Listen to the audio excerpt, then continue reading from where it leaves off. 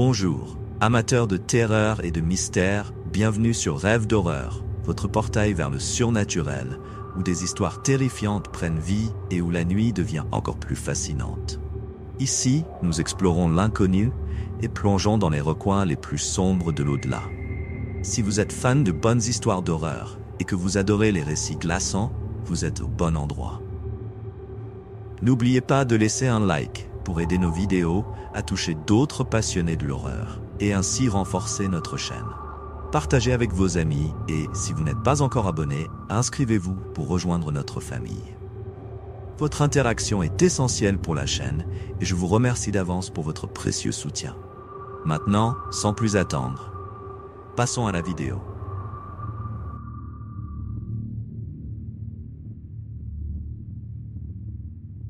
Mon nom est Olivier Duval et avant de commencer, je tiens à ce que ce soit clair. Je ne suis ni écrivain ni conteur d'histoires. Ce que je m'apprête à narrer est réel et honnêtement, j'espère que vous n'aurez jamais à traverser quelque chose de pareil dans votre vie. Je suis un homme ordinaire, ou du moins, je l'étais jusqu'à ce moment-là. J'ai grandi dans la périphérie de Rouen, une ville magnifique, pleine d'histoires, mais aussi de son côté sombre. Comme tous les endroits, je crois. Depuis mon enfance, j'ai toujours été curieux. Pas du genre à démonter mes jouets pour voir comment ils fonctionnent, mais du genre à poser des questions auxquelles personne ne veut répondre. J'ai toujours été attiré par les histoires qui faisaient chuchoter les gens, les légendes urbaines, les mystères anciens, les tragédies qui semblaient cacher quelque chose de plus. Cela venait peut-être de l'influence de mes parents, qui étaient professeurs d'histoire et aimaient raconter les parties moins connues de la ville, en particulier celles qui concernaient les cathédrales, les cimetières et les secrets enfouis. Après quelques années de service militaire, j'ai décidé de tracer ma propre voie. Je suis devenu une sorte d'enquêteur freelance, aidant les gens avec des affaires que les autorités ne prenaient pas toujours au sérieux. Je n'avais jamais considéré cela comme quelque chose de surnaturel. Du moins, pas avant cette histoire. C'était l'automne, et j'étais à Évreux, une ville à un peu plus d'1 heure de Paris. Je venais de terminer une affaire complexe de disparition, impliquant des disputes familiales et des héritages. Pendant que je savourais mon café dans un bar appelé Le Ruisseau, mon téléphone sonna. C'était Margot, une ancienne connaissance qui travaillait à l'hôpital local. « Olivier, tu travailles encore sur ces affaires étranges ?» me demanda-t-elle hésitante. « Ça dépend de quel genre d'étrange tu parles, Margot. Que se passe-t-il » Elle prit une profonde inspiration avant de répondre. « Une jeune fille est morte ici il y a quelques semaines. Officiellement, c'était un accident, mais il y a quelque chose de bizarre là-dedans. Les habitants sont agités, et hier, sa tombe a été retrouvée, perturbée. Je restais silencieux un instant. Ce n'était pas le genre de choses qu'on entend tous les jours, mais ce n'était pas non plus le genre de choses que j'ignorais. « La tombe a été vandalisée ?» demandai-je, essayant de garder la conversation pragmatique. « Pas exactement. On dirait que quelqu'un a essayé d'en sortir. » Cette phrase me frappa comme un coup de poing dans l'estomac. Pas parce que je croyais que c'était vrai, pas encore, du moins, mais parce que Margot n'était pas du genre à inventer des histoires. « Retrouve-moi au café au Délices Normand dans 1 heure.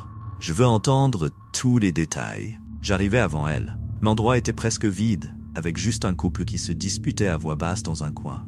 Je commandai un café et attendis. Quand Margot arriva, elle avait l'air abattue, comme si elle portait un fardeau invisible. « Alors, raconte-moi tout depuis le début, dis-je, direct au but. » Elle expliqua que la jeune fille s'appelait Camille Moreau, une étudiante de 22 ans qui était décédée dans un accident de voiture. Au début, tout semblait normal, mais quelques jours après l'enterrement, les voisins commencèrent à rapporter des événements inexplicables. Des bruits venant du cimetière la nuit, des objets tombant sans raison dans les maisons voisines, et ensuite, l'incident de la tombe. « Et le corps ? Il est toujours là ?» demandai-je, essayant de garder mon calme. « Oui, il est là. Mais il y a quelque chose de bizarre. » Margot hésita, comme si elle choisissait soigneusement ses mots. « J'ai vu le corps avant l'enterrement. Et après, il ne semble plus le même. Cela suffit pour que je décide d'enquêter. » Je demandai à Margot de m'emmener au cimetière cette nuit-là. J'avais besoin de voir de mes propres yeux ce qui se passait. Le cimetière était dans la partie la plus ancienne d'Évreux, entouré d'arbres qui se balançaient dans le vent. À la lumière de la lune, les pierres tombales semblaient encore plus anciennes et usées. Lorsque nous arrivâmes, l'endroit était étrangement calme. Un silence qui m'était mal à l'aise. « C'est ici », dit Margot en désignant une tombe simple, avec le nom de Camille gravé dans des lettres effacées. La tombe semblait intacte à première vue, mais il y avait des marques sur la terre autour, comme si quelque chose de lourd avait été traîné. Ce n'était pas l'œuvre de vandales. Alors que j'examinais l'endroit, j'entendis un bruit faible venant de l'une des pierres tombales proches. Ma première réaction fut de sortir ma lampe de poche, mais lorsque je l'allumai, il n'y avait rien. Juste une chouette perchée sur une branche d'arbre. « Tu vois ?» demanda Margot, presque en chuchotant. « Voir quoi ?»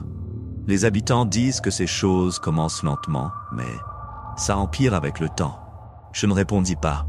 Une partie de moi voulait croire que tout cela n'était qu'une paranoïa collective, mais quelque chose au fond de mon esprit me disait que j'avais tort. J'avais besoin de réponses. Le matin suivant, je retournai au cimetière, mais cette fois, seul. C'était différent de marcher entre ces tombes à la lumière du jour, mais malgré tout, l'endroit avait un poids étrange. Je commençais à observer la tombe de Camille de près. Les marques sur le sol étaient toujours là, moins évidentes à cause de la rosée, mais définitivement réelles. En marchant autour, je remarquai quelque chose que je n'avais pas vu la nuit précédente. Une fleur fanée tombait sur le sol, une fleur de camélia. C'était un petit détail, mais intriguant. Je décidai de rendre visite au bureau du gardien du cimetière, un homme nommé Gérard. C'était le genre de vieux monsieur qui avait l'air d'avoir tout vu dans sa vie. Il portait une salopette usée et avait une attitude de scepticisme. « Tu es ici à cause de la fille, non ?» me dit-il avant même que je me présente. « Quelque chose comme ça, oui. J'ai entendu quelque chose d'étrange. » Gérard secoua la tête, avec un sourire qui semblait mêler mépris et fatigue. « J'ai vu trop de superstitieux dans cette ville. Mais bon, je l'admets, ce cas est différent. » Différent comment ? Il me raconta que depuis l'enterrement de Camille, il avait remarqué des choses inhabituelles au cimetière. Des portails qui étaient fermés le matin apparaissaient ouverts sans signe d'effraction. Certaines vieilles pierres tombales étaient tombées sans raison apparente, comme si quelque chose ou quelqu'un les avait poussées. « Et ça tombe ?» demandai-je. « Ça, mon ami, c'est ce qui me dérange le plus. J'ai moi-même vérifié le cercueil avant qu'il ne soit scellé. Il n'y avait rien d'anormal. Mais maintenant, chaque fois que je regarde cette tombe, j'ai l'impression que quelque chose ne va pas. » Gérard resta silencieux quelques secondes avant de continuer. « Hier soir, j'ai cru entendre des pas. Je fermais le portail et j'ai juré que quelqu'un me suivait. Quand je me suis retourné, il n'y avait personne. Cela me mit mal à l'aise, mais en même temps, je savais que je devais aller plus loin. Je remerciai Gérard et partis vers le centre-ville. Dans les archives municipales d'Évreux, j'ai commencé à chercher des informations sur Camille.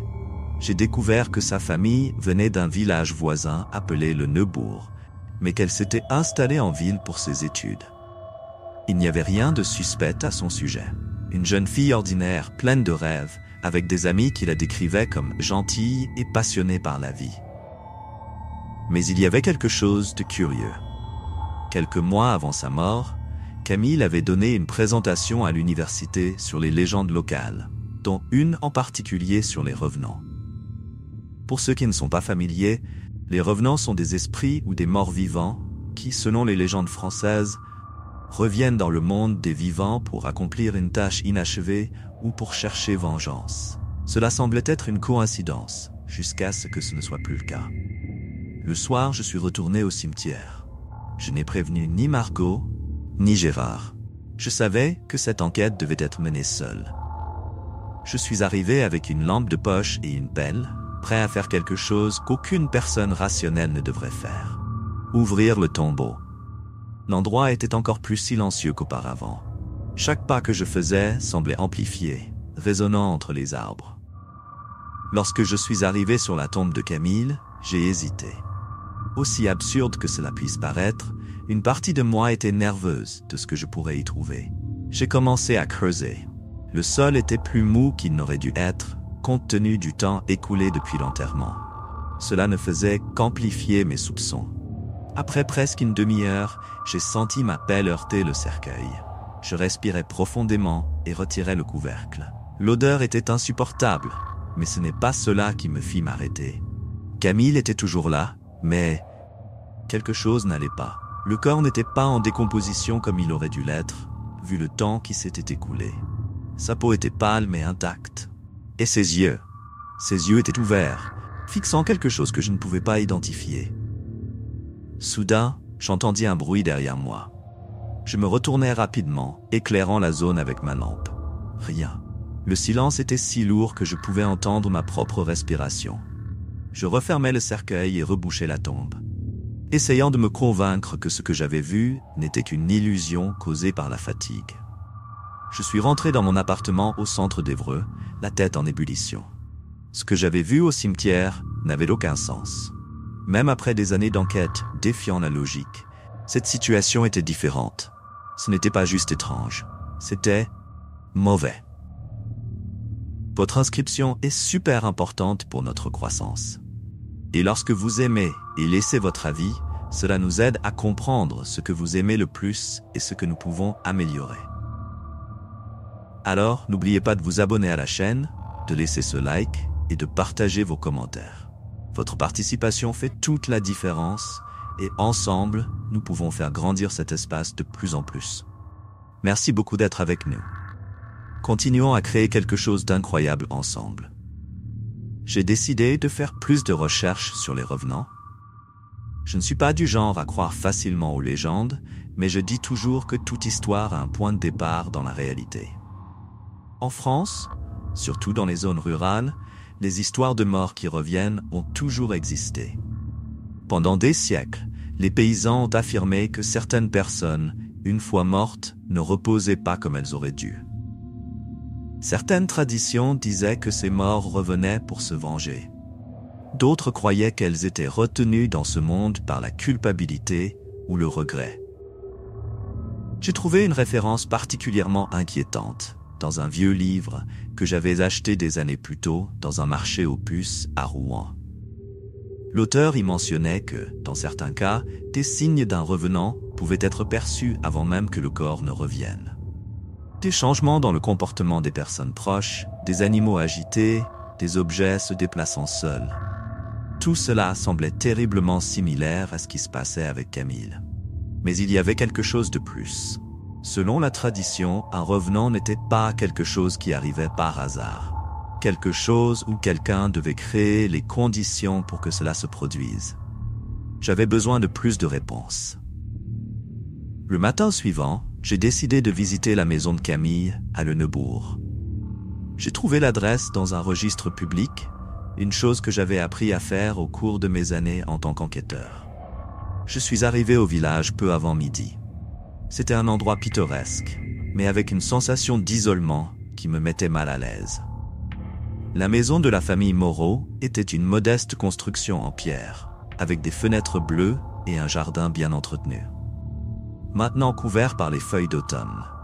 J'ai frappé à la porte et une femme d'âge moyen m'a ouvert. Ses yeux semblaient avoir pleuré trop ces dernières semaines. « Madame Moreau ? Je m'appelle Olivier Duval. Je mène une enquête sur la mort de votre fille Camille. » Elle hésita avant de m'inviter à entrer. Le salon était simple mais chaleureux. Des photos de Camille étaient éparpillées dans tous les coins. « Que voulez-vous savoir ?» me demanda-t-elle, les mains serrées dans son giron. Certaines personnes ont mentionné des choses étranges qui se produisaient au cimetière où elle a été enterrée. J'essaie de comprendre s'il y a quelque chose dans son passé qui pourrait expliquer cela. Elle semblait mal à l'aise, mais finit par parler. Camille a toujours été une fille curieuse. Depuis toute petite, elle adorait les histoires et les légendes. Quand elle était enfant, elle passait des heures à écouter mon père, qui aimait raconter les anciennes croyances de la région, mais elle n'a jamais vraiment cru à ces choses. Et dans les derniers mois, avant qu'elle ne meure, quelque chose de différent s'est-il passé ? Madame Moreau hésita un instant avant de répondre. Elle a changé. Je ne sais pas expliquer pourquoi, mais Camille semblait perturbée. Elle faisait des cauchemars, disait quelqu'un essayait de lui parler. Je pensais que c'était le stress de la fac, mais maintenant, elle s'arrêta et sa voix trembla. Vous pensez qu'elle est en train de revenir? C'était une question que je n'avais pas envie de poser moi-même, mais elle verbalisa ce que nous pensions tous les deux. Je ne sais pas, madame, mais je vais découvrir la vérité. Avant de partir, elle me donna quelque chose qui me surprit. Le journal de Camille. Peut-être que cela vous aidera. Je n'ai pas eu le courage de le lire. Cette nuit-là, je me suis assis à la table avec le journal. L'écriture de Camille était petite et méticuleuse, ce qui rendait la lecture plus lente, mais aussi plus intime. Les premiers mois étaient un enregistrement typique d'une jeune étudiante. Études, amis, quelques fêtes occasionnelles. Mais au fur et à mesure que je progressais, les entrées ont commencé à changer. Vagement. J'ai encore eu un cauchemar. Un visage que je ne reconnais pas, mais qui semble si familier. Il m'appelle, mais je ne comprends pas ce qu'il dit. 5 juillet. Je suis allé au cimetière aujourd'hui. Il y a quelque chose qui m'attire dans cet endroit. Je ne sais pas expliquer pourquoi, mais j'ai l'impression que je dois être là. 14 juillet. J'ai trouvé un vieux livre à la bibliothèque. Il parle de rituels anciens et de faire revenir les morts. Je ne sais pas pourquoi cela m'intéresse autant, mais je ne peux pas m'arrêter de lire. La dernière entrée fut écrite quelques jours avant sa mort. 27 septembre. Je crois que j'ai fait quelque chose de mal. Je ne sais pas si c'était réel ou juste un rêve, mais j'ai l'impression que quelque chose a changé. Je dois m'arrêter, est-il trop tard? Je fermais le journal, un frisson montant le long de ma colonne vertébrale. Camille avait joué avec des choses qu'elle ne comprenait pas. Cela expliquait beaucoup de choses, mais laissait encore des questions importantes. Avec quoi exactement avait-elle joué? Et pourquoi cela semblait-il avoir un effet maintenant, après sa mort? Cette même nuit, j'ai décidé de retourner au cimetière. Cette fois, je n'étais pas seulement curieux. Il fallait que je confirme une théorie.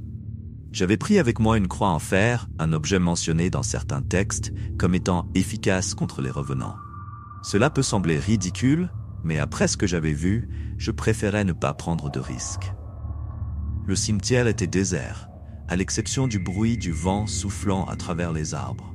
Je me suis dirigé vers la tombe de Camille, qui à ma surprise était retournée, pas légèrement comme la dernière fois. La terre semblait avoir été creusée à nouveau, mais cette fois d'une manière presque animale, des morceaux de terre éparpillés partout. Mon cœur s'est emballé quand j'ai réalisé que le cercueil était vide. Je me suis figé un instant, essayant d'assimiler ce que je voyais. Le cercueil vide semblait se moquer de ma rationalité. Toutes les théories que j'avais construites, les fragments de légende et les détails du journal de Camille convergeaient vers une seule pensée. Quelque chose ou quelqu'un en était sorti. J'ai pris une profonde inspiration et essayé de me ressaisir. Il fallait que je réfléchisse clairement. J'ai pris ma lanterne et illuminé les environs. Il n'y avait aucune empreinte sur le sol humide, rien n'indiquait que quelqu'un ou quelque chose était passé par là. Mais la sensation de ne pas être seul était impossible à ignorer. Quelque chose a attiré mon attention sur le sol, près de la tombe. Un petit objet métallique réfléchissait la lumière de la lanterne. Je me suis baissé pour le ramasser. C'était un médaillon, ancien et usé, avec des inscriptions que je n'ai pas reconnues immédiatement. Mais il y avait quelque chose en lui qui semblait familier. J'avais déjà vu ce médaillon dans le journal de Camille. Dans une des pages, elle mentionnait avoir trouvé un objet similaire en explorant le cimetière durant l'été. Elle le décrivait comme froid au toucher, mais étrange, comme s'il avait été laissé pour être trouvé.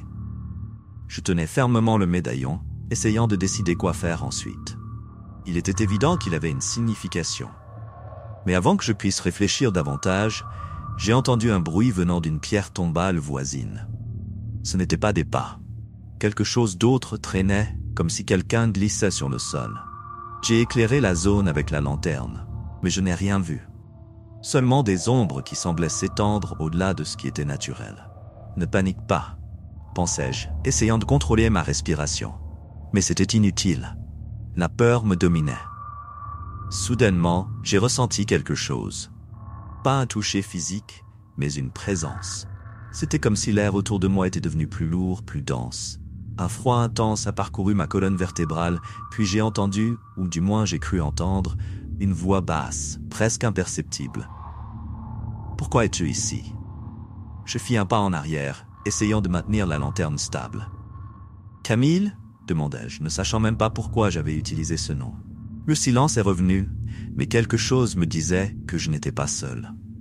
Sans réfléchir, j'ai mis le médaillon dans ma poche et je suis parti aussi vite que possible. De retour dans mon appartement, mon esprit tournait à toute vitesse. Je me suis assis à la table avec le médaillon et j'ai commencé à l'analyser plus attentivement. Les inscriptions étaient en latin, une langue que je ne maîtrisais pas. Mais avec l'aide d'un vieux dictionnaire que je gardais toujours à portée de main, j'ai pu déchiffrer une phrase gravée sur le bord. « Mortui viventis non amittunt ». Cela se traduisait par « Les morts ne quittent pas les vivants ». Cela n'aidait pas à calmer mes nerfs, mais cela renforçait l'idée que le médaillon était directement lié à ce qui se passait. Le lendemain, j'ai cherché Margot. J'avais besoin d'aide pour relier les points, et elle était la seule personne en qui j'avais assez confiance pour partager tout ce que j'avais découvert. Nous nous sommes rencontrés dans un café au centre d'Évreux, où j'ai tout expliqué. Le journal de Camille, le médaillon et la tombe vide. Elle a écouté en silence, mais son visage était visiblement pâle. « Olivier, ça va trop loin. Tu crois qu'elle est vraiment revenue ? » Je ne sais pas, mais il y a quelque chose qu'on ne peut pas ignorer. Camille a joué avec des choses qu'elle ne comprenait pas. Ce qu'on voit peut être le résultat de cela. Margot a hésité avant de répondre. « Il y a une chose que tu dois savoir. Quelque chose que je ne t'avais pas dit avant. » « Quoi ? » Quand Camille a été amenée à l'hôpital, juste après l'accident, il s'est passé quelque chose d'étrange. Comment ça ? Elle n'est pas morte immédiatement. En fait, les médecins ont réussi à la stabiliser pendant quelques minutes. Ce n'est qu'à ce moment-là qu'elle a fait un arrêt cardiaque. Mais avant cela, elle a dit une seule phrase. Qu'est-ce qu'elle a dit ? Margot m'a regardé, ses yeux remplis d'inquiétude. Elle a dit « J'ai fait quelque chose de terrible. Ne me laisse pas revenir. » Cette phrase m'a frappé comme un coup de poing. Si Camille savait que quelque chose n'allait pas, elle avait essayé d'avertir, mais personne n'avait compris ce que cela signifiait jusqu'à présent. Cette nuit-là, j'ai décidé de retourner au cimetière pour la dernière fois.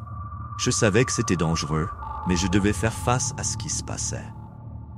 Cette fois, j'avais plus qu'une lanterne et le médaillon.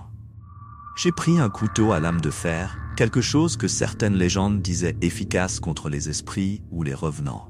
Je ne savais pas si cela fonctionnerait, mais c'était mieux que rien. Je suis arrivé au cimetière peu avant minuit. L'endroit était encore plus oppressant qu'auparavant. Le vent semblait chuchoter à travers les arbres et les ombres dansaient de manière antinaturelle. Quand je suis arrivé à la tombe de Camille, le médaillon dans ma poche a commencé à chauffer. « Je suis là », murmurai-je, comme si j'attendais une réponse. Et alors, quelque chose s'est déplacé dans les ombres. Le mouvement dans les ombres a fait accélérer mon cœur. C'était comme si quelque chose m'observait, attendant le moment propice pour agir. Ma lanterne tremblait légèrement dans ma main, tandis que j'essayais d'éclairer ce qui se trouvait là. « Camille ?» appelai-je à nouveau, ma voix remplie d'une peur mêlée de détermination. Les ombres semblaient se mouvoir, mais pas de façon naturelle. C'était comme si l'environnement lui-même était distordu, une illusion ou une présence défiant la logique. Le médaillon dans ma poche brûlait comme une braise, presque impossible à ignorer. Et puis, tout à coup, un bruit a résonné dans le cimetière. Ce n'était pas fort, mais suffisamment pour me faire me retourner brusquement. C'était semblable au bruit des feuilles traînées par le vent, mais avec un rythme qui rappelait des pas. Lentement, j'ai dirigé la lanterne vers le bruit, et ma lumière a rencontré quelque chose qui semblait tout droit sorti d'un cauchemar. C'était une silhouette humaine à première vue, mais quelque chose en elle était profondément erroné. La peau avait une teinte grisâtre, comme si la vie en avait été complètement drainée. Les yeux étaient vides, mais en même temps, ils semblaient fixés sur moi, comme s'ils me voyaient d'une manière que personne n'avait jamais fait. Mes instincts hurlaient de courir, mais mes jambes ne bougeaient pas. Le silence entre nous était assourdissant. « Tu ne devrais pas être ici », murmurai-je, sans comprendre pourquoi je disais cela. La silhouette fit un pas dans ma direction, et c'est alors que je remarquai quelque chose qui me fit frissonner. C'était Camille, ou du moins, cela en avait l'air. Quand je suis revenu à mon appartement, j'étais en état de choc. Mon corps tremblait encore, et mon esprit essayait de digérer ce que je venais de témoigner. C'était Camille, mais pas comme je la connaissais sur les photos ou dans les descriptions. C'était quelque chose, au-delà de l'humain, une distorsion de la personne qu'elle était de son vivant. Ma seule conclusion possible était qu'elle était piégée entre les deux mondes, victime de ce qu'elle avait tenté de faire avant de mourir. Le médaillon dans ma poche semblait pulser comme s'il avait encore une connexion avec elle. Margot m'appela à ce moment-là. « Tu vas bien ?» demanda-t-elle avec une urgence dans la voix qui me fit comprendre que quelque chose n'allait pas. « Pourquoi tu demandes ça ?»« Parce que Gérard, le gardien du cimetière, a été retrouvé mort ce matin. Le sang me quitta du visage. »« Mort ? Comment ? » ?»« Apparemment, il a été attaqué, mais il n'y a pas de marque claire d'agression. C'est comme si son cœur s'était simplement arrêté. » La nouvelle me laissa sans voix.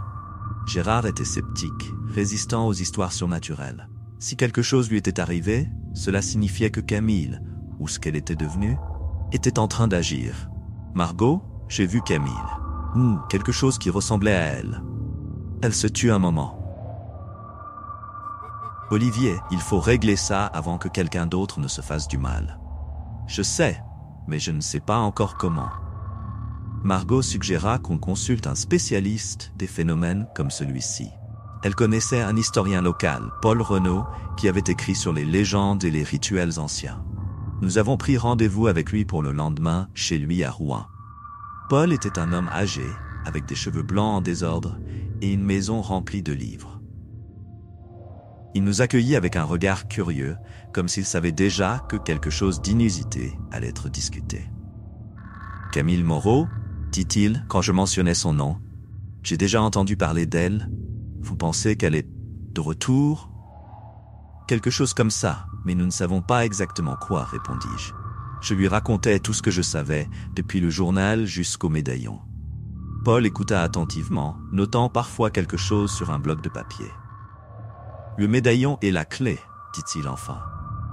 Ces objets étaient souvent utilisés dans des rituels anciens pour établir un lien entre les vivants et les morts.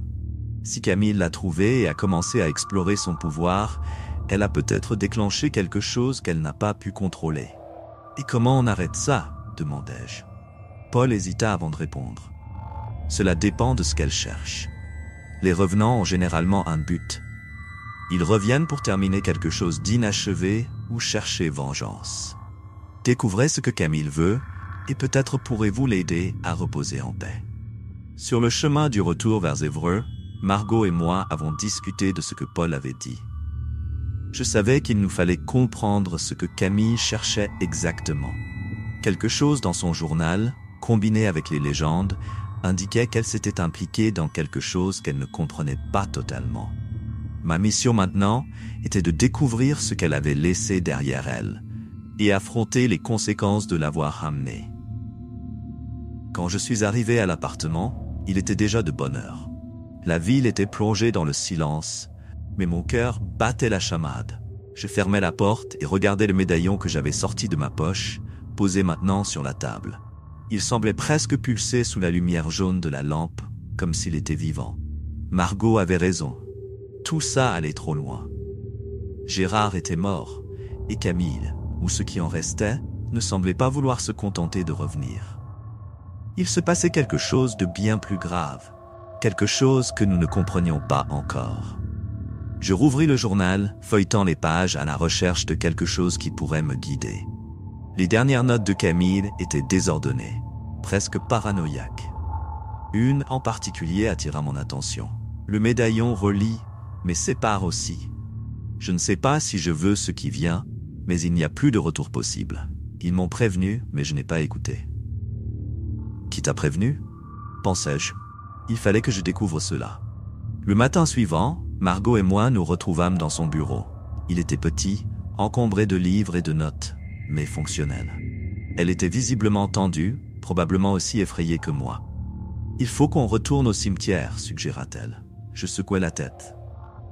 On ne peut pas simplement continuer à y aller sans un plan. On doit avoir des informations solides avant de confronter Camille à nouveau. Alors, qu'est-ce que tu proposes? Je pris le journal de Camille et le montrai à Margot. Elle mentionne avoir été prévenue par quelqu'un. C'est peut-être la clé pour comprendre ce qui se passe. Quelqu'un doit en savoir plus sur le médaillon et les rituels qu'elle a essayé d'accomplir. Margot réfléchit un moment, puis ouvrit un tiroir et en tira une vieille enveloppe. Il y a une femme qui pourrait nous aider. Marie-Claire Beaumont. C'est une chercheuse en folklore et mysticisme, mais, comment dire, elle a des méthodes peu orthodoxes. Où la trouve-t-on? À Chartres. Elle vit près de la cathédrale. Le voyage vers Chartres fut silencieux. Nous étions tous deux, plongés dans nos pensées, essayant de comprendre ce qui nous attendait. La cathédrale de Chartres était immense et imposante, ses tours gothiques semblant toucher le ciel. Il était difficile d'imaginer quelque chose de sombre dans un endroit aussi beau et historique, mais nous avons rapidement appris que les apparences sont trompeuses. Marie-Claire nous accueillit chez elle, une vieille bâtisse aux fenêtres petites et à l'allure abandonnée. C'était une grande femme, avec des cheveux gris en chignon et des yeux qui semblaient voir au-delà de l'apparence. « Vous n'êtes pas venu ici par hasard », dit-elle, avant même que nous expliquions la raison de notre visite. Je montrai le médaillon et ses yeux se rétrécirent immédiatement. « Ça ne devrait pas être dans vos mains », affirma-t-elle. « Mais il est là et je dois comprendre ce qu'il signifie », répliquai-je. Marie-Claire nous invita à nous asseoir et commença à expliquer. Ce médaillon est ancien, bien plus que vous ne l'imaginez. Il est utilisé dans des rituels pour créer un lien entre ce monde et l'autre. Mais il y a une règle claire, le lien ne peut pas être brisé sans conséquence. « Qu'est-ce que cela veut dire ?» demandai-je, essayant de rester calme. Camille a probablement ouvert une porte sans savoir comment la fermer. Cela peut attirer des esprits errants, ou pire, la ramener sous une forme qui n'est pas complètement humaine. Les mots de Marie-Claire confirmèrent ce que je redoutais. Camille n'était pas simplement un esprit. Elle était quelque chose d'hybride, coincé entre les deux mondes, et cela expliquait son apparence déformée. « Comment pouvons-nous résoudre cela ?» demanda Margot, la voix légèrement tremblante. Marie-Claire hésita avant de répondre. « Vous devez découvrir pourquoi Camille est revenue. Ce n'est qu'alors que vous pourrez la guider vers le repos. » Cette nuit-là, je repris le journal de Camille. Chaque ligne semblait prendre un poids nouveau après la conversation avec Marie-Claire. Puis, je trouvai une note que je n'avais pas remarquée auparavant. Je l'ai fait pour lui. Il ne doit pas savoir, mais je devais le protéger. Pour lui. Qui était lui? Ce détail semblait crucial. J'appelai immédiatement Margot. Elle mentionne quelqu'un. Un homme. Je pense qu'il est la clé. C'est peut-être son père, ou peut-être quelqu'un avec qui elle a eu une relation. Cette nouvelle piste nous conduisit à enquêter plus profondément sur la vie de Camille. Nous découvrîmes qu'elle avait été proche d'un homme nommé Adrien Leclerc, un professeur universitaire à Rouen. Ils avaient travaillé ensemble sur plusieurs projets archéologiques, et il semblait y avoir un lien particulier entre eux. Adrien fut plus difficile à trouver que prévu. Il avait disparu peu après la mort de Camille, ce qui rendait la situation encore plus suspecte. Mais avec un peu d'effort et de chance, nous découvrîmes qu'il vivait en retrait dans un village près de Vernon. Nous y allâmes le lendemain. Adrien semblait terrifié à notre vue. C'était un homme maigre, avec de profondes cernes sous les yeux et des mains qui tremblaient constamment. « Je ne veux pas parler de Camille », furent ses premiers mots avant même de nous inviter à entrer. « Nous n'avons pas le choix », insistis-je. « Si tu sais quelque chose, tu dois nous le dire. » Il hésita, mais finit par céder. Camille était obsédée par ce médaille. Elle croyait qu'elle pouvait l'utiliser pour me protéger, mais elle ne m'a jamais expliqué de quoi. « Protéger de quoi ?» demandai-je, essayant de rester calme. Adrien me regarda avec des yeux vides, pleins d'une peur qui semblait dévorer son âme. De quelque chose qu'elle a libéré. Adrien semblait abattu, comme quelqu'un portant un fardeau impossible à supporter. Ses yeux alternaient entre nous et la fenêtre, comme s'il attendait que quelque chose ou quelqu'un apparaisse à tout instant. Camille voulait te protéger, mais elle a libéré. Quoi ? Insistis-je, essayant de paraître plus calme que je ne l'étais. Il se frotta le visage avec les mains, comme si répondre à cette question faisait ressurgir des souvenirs qu'il préférait oublier. Il y avait quelque chose derrière moi. Je ne sais pas comment l'expliquer, mais Camille croyait que le médaille pourrait me sauver. Elle disait qu'elle devait canaliser la bonne force pour interrompre la poursuite, mais elle n'a jamais complètement expliqué ce que cela signifiait. Une bonne force ? Cela ressemble à quelque chose en rapport avec le rituel, intervint Margot, consultant rapidement ses notes. Si Camille ne savait pas ce qu'elle invoquait, elle a pu commettre une erreur. Adrien secoua la tête, la frustration inscrite sur son visage. Peu importe ce qu'elle a fait, à la fin, tout ça a empiré. Maintenant, elle est prisonnière. Et quoi que ce soit qui est derrière moi, il est toujours là. Ces mots apportèrent un silence lourd dans la pièce. Une chose était claire. Camille avait essayé de protéger Adrien, mais le rituel l'avait piégée entre les mondes, laissant derrière elle un sillage de chaos. « Il faut retourner là où elle est morte », proposai-je. « Il y a quelque chose là-bas qui pourrait nous aider à comprendre ce qui retient Camille ici. » Margot me regarda, hésitante. « Olivier, si nous retournons là-bas, nous devons être préparés. » Adrien se leva soudainement, ses yeux grands ouverts de terreur. « Vous ne comprenez pas, ça ne finira pas bien. Camille est dangereuse maintenant. Et quoi que ce soit qui soit avec elle. » Il n'eut pas besoin de finir sa phrase. La peur dans sa voix parlait pour lui. Nous nous préparâmes à retourner au cimetière d'Évreux dans la même nuit.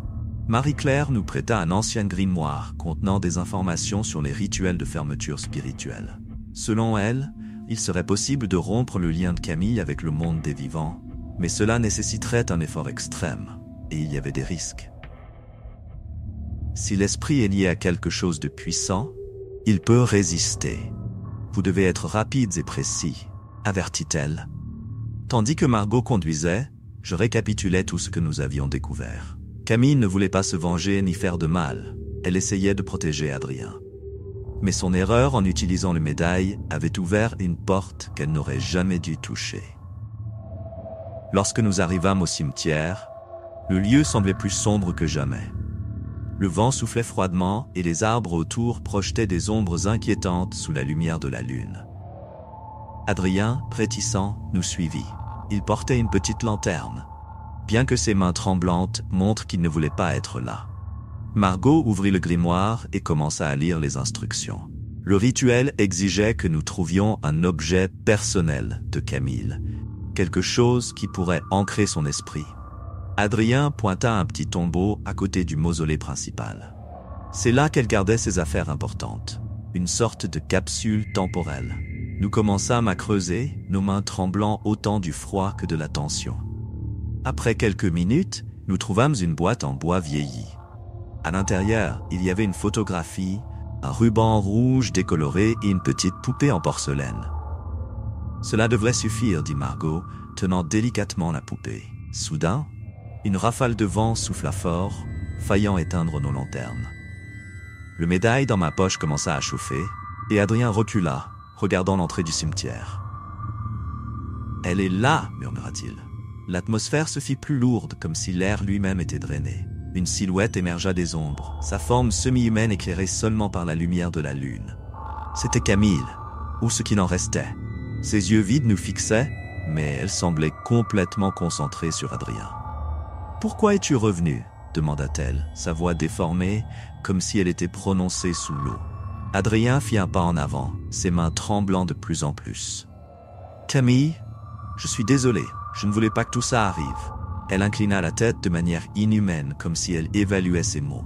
Margot me tira par le bras et murmura « Nous devons commencer le rituel maintenant. » Avec le grimoire ouvert et la poupée au centre, Margot commença à prononcer les mots anciens, tandis que je tenais le médaille qui semblait vibrer de plus en plus. Camille fit un pas vers nous, ses mouvements lents mais déterminés. « Vous ne pouvez pas m'arracher ça !»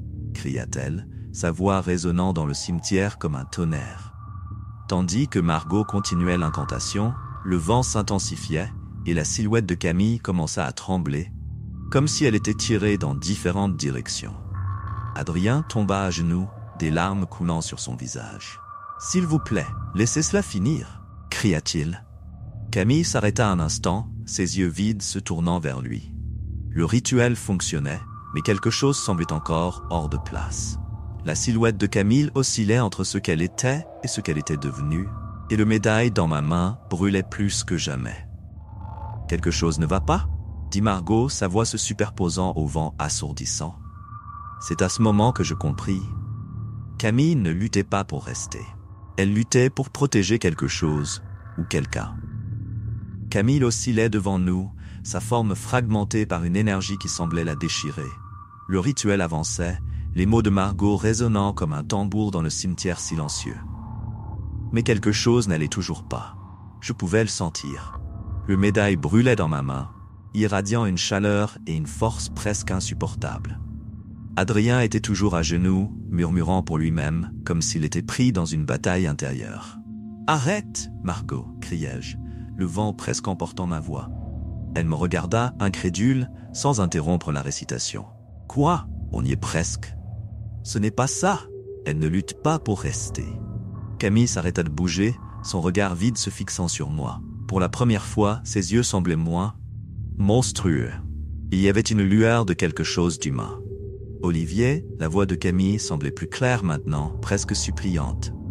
Je laissai tomber le médaille et m'approchai, ignorant le vent et l'instinct qui hurlait pour que je m'éloigne. « Camille, que veux-tu ? » »« Te protéger. » Sa voix trembla. Il est encore en danger. Adrien releva la tête, ses larmes mêlées à la terreur qu'il ressentait clairement. « De quoi parles-tu ? Qu'est-ce qui me poursuit ?» Camille tenta de répondre, mais sa forme commença à se dissoudre, comme une flamme qu'on éteint. Margot interrompit l'incantation, réalisant ce qui se passait. « Adrien !» criai-je, me tournant vers lui. « Qu'est-ce que tu ne nous as pas dit ?» Il secoua la tête frénétiquement, la voix tremblante. « Je ne sais pas, je jure !» C'est alors que quelque chose apparut. Une ombre colossale émergea des ténèbres, sans forme définie, mais pulsant d'une énergie oppressante. L'air se fit plus froid, et même Camille sembla terrifiée. « C'est ça !» cria-t-elle, pointant l'ombre. « C'est ce qui m'a forcé à ouvrir la porte. Je voulais juste le sauver. » La silhouette de Camille s'avança vers l'ombre, mais elle fut repoussée comme s'il y avait une barrière invisible. La créature rugit, un son qui résonna dans le sol, faisant vibrer les pierres tombales. Margot attrapa mon bras. « Nous devons terminer le rituel maintenant. » Je la regardais, puis Adrien, qui était paralysé de peur. Je pris alors le médaille du sol, sentant son énergie pulser dans la paume de ma main. Si nous voulons en finir, nous devons briser le lien de Camille avec cette chose. Je la regardais directement. « Mais tu dois m'aider. » Camille hocha lentement la tête, sa forme commençant à se stabiliser. « Faites ce qu'il faut. » Margot reprit le rituel, mais cette fois avec un nouvel objectif. Non seulement libérer Camille, mais aussi rompre la connexion entre Adrien et la créature. Camille se plaça entre nous et l'ombre, sa forme déformée agissant comme un bouclier. Les mots du grimoire coulèrent de Margot comme une mélodie hypnotique. Le médaille commença à émettre une lumière intense, et la créature poussa un rugissement qui nous fit tous nous couvrir les oreilles. « Olivier, maintenant !» cria Margot. Avec toute la force qui me restait, je levai le médaille et le pressai contre la poupée en porcelaine qui avait appartenu à Camille. Une explosion de lumière nous enveloppa, suivie d'un silence assourdissant. Lorsque j'ouvris les yeux, Camille avait disparu. Le médaille était froid dans ma main, sans aucun signe de son énergie précédente. La créature avait également disparu, et l'air semblait plus léger, presque normal. Adrien s'effondra au sol, en sanglots. Margot et moi l'aidâmes à se relever, tous deux épuisés. « C'est fini ?» demanda-t-il la voix faible. Je regardais autour de moi, encore en train de tenter de comprendre ce que nous venions de faire. « Je crois que oui, Adrien. Mais elle est partie. » Il hocha la tête, le poids de la perte visible sur son visage. Margot me regarda, ses yeux reflétant la même fatigue que je ressentais. « Avons-nous fait ce qu'il fallait, Olivier ?» Je ne répondis pas immédiatement. Le silence du cimetière semblait contenir la réponse. Camille était partie, mais les questions qu'elle avait laissées derrière elle résonnaient encore dans nos esprits. Au loin, la cloche d'une église sonna, marquant la fin de cette nuit interminable. Seul le temps nous le dira.